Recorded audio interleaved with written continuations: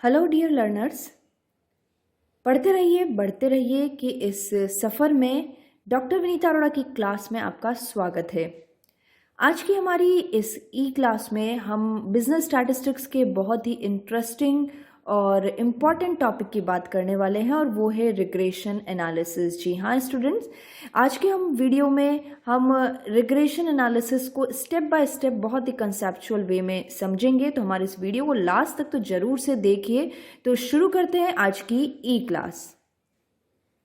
आज की ई क्लास में रिग्रेशन एनालिसिस, जिसे हिंदी में हम प्रतीपगमन या समाश्रण विश्लेषण भी कहते हैं, देखते हैं सबसे पहले रिग्रेशन एनालिसिस एक्चुअल में होता क्या है, यानी इसके मीनिंग के लिए हम बात करते हैं।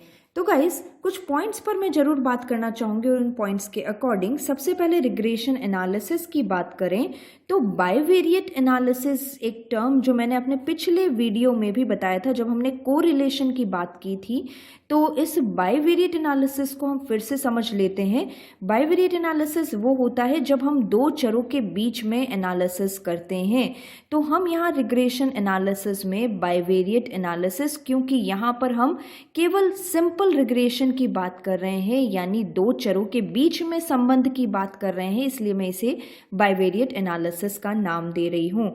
तो यह एक बाइवेरिएट एनालिसिस है जिसमें दो चर होंगे, क्योंकि हमें अच्छे से मालूम है बाइवेरिएट एनालिसिस यानी टू वेरिएबल्स की बात होगी। मल्टीपल रिग्रेशन की जब हम बात करते हैं गाइस, तो उसमें multiple analysis, multiple variable analysis होता है, लेकिन यहाँ पर हम सिंपल रिग्रेशन, सिंपल कोरिलेशन की बात करते हैं, इसलिए उसी क्रम में हम बाइवेरिएट एनालिसिस यानी दो चरों के विश्लेषण की बात कर रहे हैं। नाउ ये दो चर कौन कौन से हो सकते हैं? देखिए, एक चर डिपेंडेंट वेरिएबल होगा और दूसरा चर इंडिपेंडेंट वेरिएबल होगा। अब बिल्कुल आप बात करेंगे कि डिपेंडेंट और इंडिपेंडेंट वेरिएबल क्या है, यानी एक है स्वतंत्र चर, एक है आश्रित चर। मैं आपको सजेस्ट करना चाहूँगी, ये सारी बातें मैंने अपने कोरिलेशन एनालिसिस के कंसेप्चुअल वीडियो में समझाई थी, इसे आप जरूर से देख लें, समझ लें, क्योंकि कोरिलेशन के बाद ही हम रिग्रेशन एनालिसिस की बात करते हैं। एक सिंपल कन्फ्यूज़न होना भी लाजमी है जिसे हम आपको क्लियर करेंगे। फिलहाल डिपेंडेंट और इंडिपेंडेंट वेरिएबल के परिभाषा के संबंध में मैं एक शॉर्ट क्लिक आपको देती हूँ। देखिए, ये होता है स्वतंत्र चर, ये होता है आश्रित चर। ऐसा चर जो पहले परिवर्तित होगा वो स्वतंत्र चर होगा, ऐसा चर जो कि बाद में परिवर्तित होगा वो डिपेंडेंट वेरिएबल होगा। जैसे हम रेनफॉल की बात करें, बारिश होने पर प्रोडक्शन की बात करते हैं, बारिश होने पर ही प्रोडक्शन होगा, ज़्यादा बारिश ज़्यादा प्रोडक्शन। यदि हम बात करें प्राइजेस की, तो प्राइजेस यदि बढ़ जाती हैं तो डिमांड घट जाती है, प्राइजेस यदि घट जाती हैं तो डिमांड बढ़ जाती है। तो देखिए गाइज, यहाँ पर स्वतंत्र चर और आश्रित चर, आश्रित चर जो कि स्वतंत्र चर पर आश्रित हैं, डिपेंडेंट हैं और बाद में परिवर्तित हो रहे हैं। पहले बारिश होती है, उसके बाद प्रोडक्शन का इम्पैक्ट हमें पता चलता है। प्राइजेस हाइक होती है तो डिमांड कम होती है। तो गाइज, ये डिपेंडेंट और इंडिपेंडेंट वेरिएबल यहाँ पर भी काम करेंगे। तो रिग्रेशन एनालिसिस काम क्या करता है? रिग्रेशन एनालिसिस की सिंपली हम बात करें तो यह रिलेशनशिप बताता है between dependent and independent variable के बीच में, यानी स्वतंत्र और आश्रित चर के बीच में यह एक रिलेशनशिप बताएगा, एक संबंध बताएगा। और इसी संबंध के आधार पर बात की जाएगी कि यहाँ पर आश्रित चर के, डिपेंडेंट वेरिएबल के अज्ञात मूल्य को डिपेंडेंट वेरिएबल के इंडिपेंडेंट वेरिएबल के ज्ञात मूल्य के आधार पर परिभाषित किया जा सकता है। एक बार मैं फिर इस पॉइंट को समझा देती हूँ। यहाँ पर हम स्वतंत्र चर यानी इंडिपेंडेंट वेरिएबल के नोन वैल्यू, ज्ञात मूल्य के आधार पर डिपेंडेंट वेरिएबल के अज्ञात मूल्य का प्रिडिक्शन करते हैं।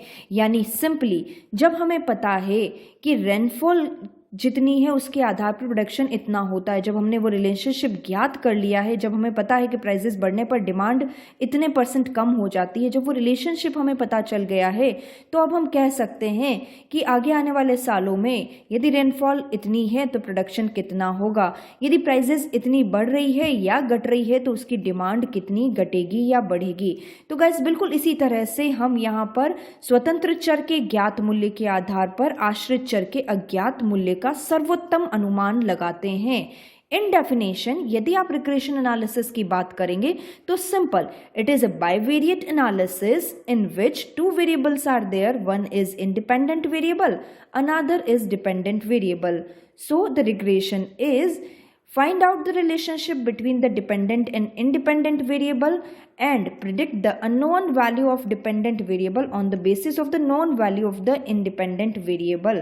तो गाइज यहाँ पर हम सिंपली हिंदी मीडियम के विद्यार्थियों के लिए बात करें तो रिग्रेशन एनालिसिस यानी प्रतीपगमन विश्लेषण एक द्विचरीय विश्लेषण है, बाइवेरिएट एनालिसिस है, जिसमें 2 वेरिएबल 2 चरों के संबंध में काम किया जाता है, पहला आश्रित चर और दूसरा स्वतंत्र चर, यानी जिसमें पहले परिवर्तन होता है वो स्वतंत्र चर और जिसमें बाद में परिवर्तन होता है वो आश्रित चर।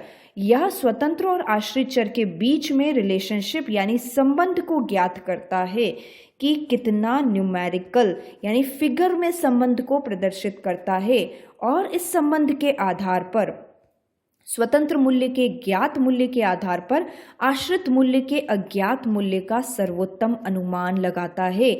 जैसा कि मैंने यहाँ पर आपको एग्जाम्पल के सहित बताया है कि यदि हमें पता है कि रेनफॉल एंड प्रोडक्शन में संबंध 75% का है, यानी रेनफॉल में 75% चेंज होता है, तो रेनफॉल में 100% चेंज होता है तो प्रोडक्शन में 75% चेंज होगा। नाउ अब यदि मैं कहती हूँ कि आगे आने वाले महीनों में रेनफॉल कुल मिलाकर 300 सेंटीमीटर रहेगी, 300 सेंटीमीटर रहेगी तो प्रोडक्शन कितना होगा। देखिए हमने स्वतंत्र चर के ज्ञात मूल्य के आधार पर आश्रित चर का अज्ञात मूल्य ज्ञात करेंगे, क्योंकि हमें संबंध पता है, हमें संबंध पता है कि यदि रेनफॉल में 100% का परिवर्तन होता है तो प्रोडक्शन में 75% का चेंजेस होगा, यानी आश्रित चर इस तरह से परिवर्तित होगा।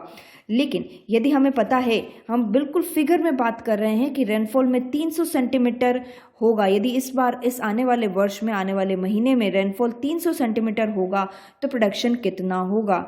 यदि इसी तरह से हम आपके स्टडी और रिजल्ट की बात करते हैं, एक और एग्जाम्पल के साथ में इसे और क्लियर कर देती हूँ। यदि मैं कहती हूँ कि हमने स्टडी यदि हम 100% स्टडी अपना 100% स्टडी देते हैं तो रिजल्ट 80% रहता है या 90% रहता है, थोड़ा बढ़ा देते हैं, 100% स्टडी देते हैं तो हम 90% रिजल्ट की एक्सपेक्टेशंस रखते हैं या 90% रिजल्ट हम मेज़र कर सकते हैं। तो इसी तरह से यदि मैं कहती हूँ कि मैंने स्टडी इस तरह से की है कि हमने 75 की मार्किंग की स्टडी की है, यानी 75% स्टडी की है, तो मेरा रिजल्ट कितना रहेगा, ये चीज़ मैं एस्टिमेट कर पाऊंगी। इसी तरह से कई सारी वैल्यूज़, कई सारे एग्जाम्पल्स हो सकते हैं जो हमें रिग्रेशन एनालिसिस को बताते हैं। सिंपली यदि हम रिग्रेशन एनालिसिस की बात करें तो ये है अननोन टू नोन, यानी गाइज हम यहाँ पर अज्ञात से ज्ञात की तरफ जाते हैं, क्योंकि हमें पता है कि स्वतंत्र और आश्रित चर के बीच में संबंध कितना है। तो गाइज ये सिंपल हमने बात की रिग्रेशन एनालिसिस को कंसेप्चुअल समझने की।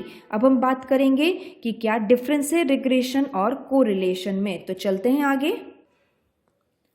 तो गाइज एक सिंपल कन्फ्यूज़न होना लाजमी है कि यदि हम कोरिलेशन को पढ़ चुके हैं जिसमें भी यही काम किया जाता था कि हम स्वतंत्र और आश्रित चर के बीच में एक संबंध ज्ञात करते थे, तो फिर ये रिग्रेशन एनालिसिस से डिफरेंट किस तरह से है।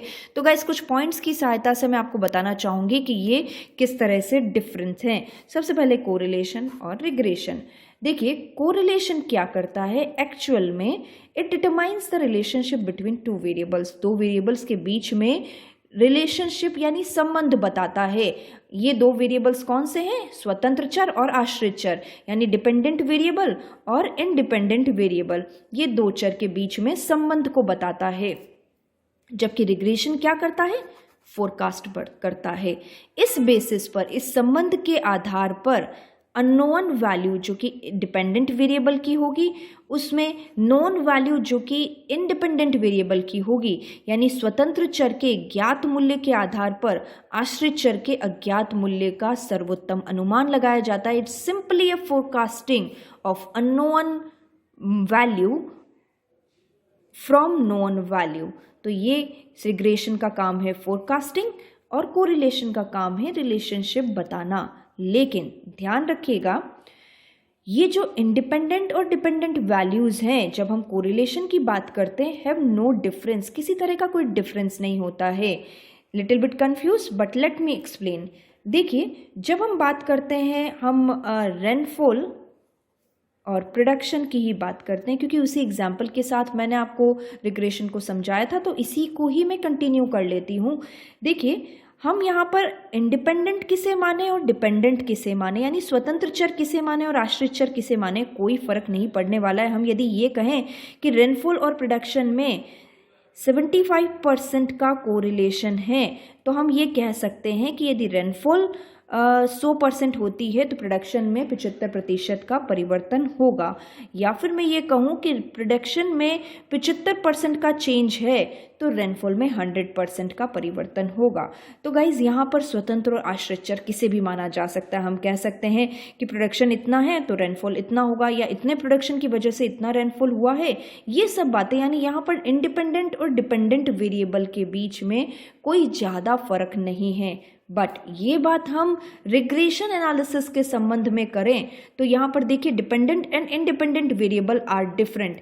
यदि मैं रेनफॉल को इंडिपेंडेंट वेरिएबल मान लेती हूँ, स्वतंत्र चर मान लेती हूँ, और प्रोडक्शन को मैं डिपेंडेंट वेरिएबल मान लेती हूँ, यानी आश्रित चर मान लेती हूँ, तो ऑफ कोर्स यहाँ पर ये चीज़ चेंज नहीं हो सकती है, क्योंकि यहाँ पर एक इक्वेशन बनेगी। यदि हमने रेनफॉल को इंडिपेंडेंट वेरिएबल माना है तो इसके बेसिस पर हम एक इक्वेशन बनाएंगे और उसी बेसिस पर हम प्रोडक्शन को एस्टिमेट करेंगे। लेकिन यदि मैंने प्रोडक्शन को इंडिपेंडेंट वेरिएबल मान लिया तो मैं रेनफॉल को डिपेंडेंट वेरिएबल मानूंगी, चेंज कर रही हूँ। तो यहाँ पर इस इक्वेशन जो मैंने यहाँ पर तैयार की थी, उस इक्वेशन के बेसिस पर इसे कैलकुलेट नहीं किया जा सकता। गाइज, मैं फिर से एक बार आपको बता देना चाहती हूँ कि यहाँ पर इंडिपेंडेंट वेरिएबल जिसे मान लिया है उसी के बेसिस पर डिपेंडेंट वेरिएबल की सर्वोत्तम मूल्य का अनुमान लगाया जाएगा। लेकिन यदि हम डिपेंडेंट और इंडिपेंडेंट को चेंज कर रहे हैं तो एग्जैक्टली आपको ऊपर वाली इक्वेशन की सहायता से नीचे वाली इक्वेशन को हम स्पेसिफाई नहीं कर सकते हैं। इसके लिए हमें फिर से एक नई इक्वेशन जनरेट करनी पड़ेगी और फिर हम यहाँ पर डिपेंडेंट वेरिएबल के लिए वैल्यू आइडेंटिफाई कर सकते हैं। जैसे जैसे आप रिग्रेशन को पढ़ेंगे इन बातों को आप बहुत अच्छे से समझने लग जाएंगे। तो गाइस, यहाँ ध्यान दीजिए, यहाँ पर डिपेंडेंट इंडिपेंडेंट किसे भी मान सकते हैं, कोई फर्क नहीं पड़ने वाला, लेकिन यहाँ पर फर्क पड़ता है। यहाँ पर इंडिपेंडेंट वेरिएबल चेंज होते ही इक्वेशन भी चेंज हो जाती है, लाइन भी चेंज हो जाती है। रिग्रेशन लाइंस की हम बात करेंगे, वो भी चेंज हो जाएगी, तो ध्यान रखिएगा। Now it finds the degree of relation. Degree बताता है, परसेंटेज बताता है। आपको पता है, हमने पढ़ा है हाई डिग्री, मॉडरेट डिग्री, लो डिग्री, ये चीज़ें हमने पढ़ी है। तो ये कोरिलेशन इन डिग्रीज की बात करता है, परफेक्ट कोरिलेशन, नो कोरिलेशन, जबकि यहाँ पर एस्टिमेशन होता है। एज आई सेड कि यहाँ फोरकास्टिंग होती है, एस्टिमेशन होता है वेरिएबल्स की वैल्यूज़ का, जो कि अनदर वैल्यूज़ पर बेस्ड होता है। और ये बेसिस किसके थ्रू कैलकुलेट होता है? इस परसेंटेज के बेसिस पर, इस डिग्री के बेसिस पर, कि यदि स्वतंत्र चर और आश्रित चर के बीच में इतना संबंध है तो हम ज्ञात कर सकते हैं कि भाई कोई प्रिडिक्शन हमें करना है तो किस तरह का होगा। यदि मुझे मालूम है कि मेरी रेनफॉल इतनी रहेगी तो मेरा प्रोडक्शन कितना रहेगा, ये चीज़ें मैं कैलकुलेट कर सकती हूँ ताकि हम फ्यूचर प्लानिंग भी कर सकते हैं। तो गाइज, ये कुछ सिंपल डिफरेंसेस मैंने आपके सामने रखे। अब मैं बात कर रही हूँ जल्दी से यूटिलिटी ऑफ रिग्रेशन एनालिसिस, जो कि मैं हमेशा कहती हूँ कि always we should try for the why. हमें हमेशा क्यों के लिए ज़रूर जाना चाहिए कि क्यों हम रिग्रेशन एनालिसिस पढ़ें। तो देखिए कुछ सिंपल मैंने यूटिलिटी दिए हैं डिसीजन मेकिंग के लिए। देखिए कोरोना पीरियड चल रहा है और रिग्रेशन एनालिसिस यहाँ पर डिसीजन मेकिंग में बहुत ही परफेक्ट है। किस तरह से, देखिए वैक्सीनेशन की बात करते हैं, वैक्सीन की बात करते हैं। मान लीजिए वैक्सीन का डिमांड कितना है, उस डिमांड के बेसिस पर हम सप्लाई की बात करेंगे और उस सप्लाई के बेसिस पर हम प्रोडक्शन की बात करेंगे गाइस। यदि मुझे मालूम है 18+ के वैक्सीनेशन के लिए डिमांड इतने इतने लैक्स है या इतने करोड्स है, तो इस डिमांड के बेसिस पर मैं अपने सप्लाई को डिटरमाइन करूंगी और इसके बेसिस पर मैं अपना प्रोडक्शन डिटरमाइन करूंगी कि कितना कोवैक्सीन का प्रोडक्शन करना है, कितना कोविशील्ड का प्रोडक्शन करना है, कितना हमें अदर वैक्सीन को मंजूरी देनी है, क्योंकि हमारी डिमांड बहुत ज़्यादा है। यदि हम केवल इंडियन प्रोडक्शन पर ही डिपेंड रहे तो शायद मुश्किल से हम अपनी पॉपुलेशन को 3-4 साल तक भी वैक्सीनेशन नहीं कर पाएंगे। इसीलिए इसी प्रोडक्शन को, इसी डिमांड को देखते हुए हमने दूसरी वैक्सीन को भी इंपोर्ट करने की मंजूरी दी है। तो गाइज ये बिल्कुल सटीक एग्जाम्पल बैठता है, क्योंकि हमें डिमांड पता है तो हमें पता होना चाहिए कि हमें इतनी वैक्सीन चाहिए, हमें इतनी वैक्सीन का सप्लाई करना है, उसी के अकॉर्डिंग हमें इतना इंपोर्ट कर देना है और इतना हमें प्रोडक्शन करना है। तो डिसीजन मेकिंग बहुत बहुत कंपलसरी है, यदि डिसीजन मेकिंग बहुत यूजफुल है इन रिग्रेशन एनालिसिस। नाउ दूसरा मैं प्रिडिक्टिव एनालिसिस की बात करती हूँ। किसी भी तरह से हम प्रिडिक्शन जरूर कर सकते हैं। मान लीजिए किसी कंपनी के सेल का प्रिडिक्शन करना है कि इस साल में, क्योंकि कोरोना पीरियड चल रहा है, कोरोना पीरियड में कितनी सेल रहेगी, तो हम यहाँ पर देख सकते हैं कि हम सेल को इम्पैक्ट करने वाले जितने भी फैक्टर्स हैं, जितने भी डिपेंडेंट फैक्टर्स हैं, उनको एनालाइज करें और उसके थ्रू हम बात कर लें कि हमारी इस साल की, इस कोरोना पीरियड की सेल कितनी रहने वाली है। तो ये प्रिडिक्टिव एनालिसिस भी कर सकते हैं। इसी तरह से रिस्क एनालिसिस फाइनेंस सेक्टर में इसका यूज रहेगा। फाइनेंस सेक्टर की स्पेशली बात करूं तो यहाँ पर स्टॉक मार्केट्स की बात कर सकते हैं, या अभी बहुत कंटेम्प्रेरी एग्जांपल में गोल्ड का लेती हूँ। गोल्ड के जो रेट्स हैं कुछ समय पहले बहुत कम चल रहे थे, अब धीरे धीरे बढ़ने लगे हैं, लेकिन रिसर्च ये कहती है, और रिसर्च क्या, रिग्रेशन एनालिसिस करके पता लगाया जा सकता है कि इस साल के एंड तक गोल्ड की रेट 60,000 पर 10 ग्राम्स हो सकती है। तो गाइज ये सिंपली रिस्क एनालिसिस है, रिस्क को भी एनालाइज करता है कि पर्टिकुलरली आज ये रेट, आज इसकी रेट इतनी है, तो आगे आने वाले इतने सालों में इसकी रेट क्या रहेगी। तो हम इसके अकॉर्डिंग इन्वेस्टमेंट के डिसीजन ले सकते हैं, फाइनेंस से रिलेटेड डिसीजन ले सकते हैं यदि हमने रिस्क एनालाइज कर ली है तो। नाउ अंडरस्टैंडिंग द फेलियर्स, यदि किसी प्रोजेक्ट में कोई फेलियर रहा है, उस फेलियर के बेसिस पर हम पता लगा सकते हैं हमारा कहाँ कमी रह गई है। हमने वो सारे डिपेंडेंट फैक्टर्स को आइडेंटिफाई कर लिया, उन डिपेंडेंट फैक्टर्स को एनालाइज करके हमने देखा कि हमारा जो फेलियर रहा है वो किसके बेसिस पर रहा है, हमने किस फैक्टर में कितनी कमी रखती थी। It is called the understanding the failure. हम उन फेलियर्स के फैक्टर्स पर भी काम करके पता लगा सकते हैं कि यदि हमारा इंडिपेंडेंट वेरिएबल ये है तो डिपेंडेंट वेरिएबल क्या होगा।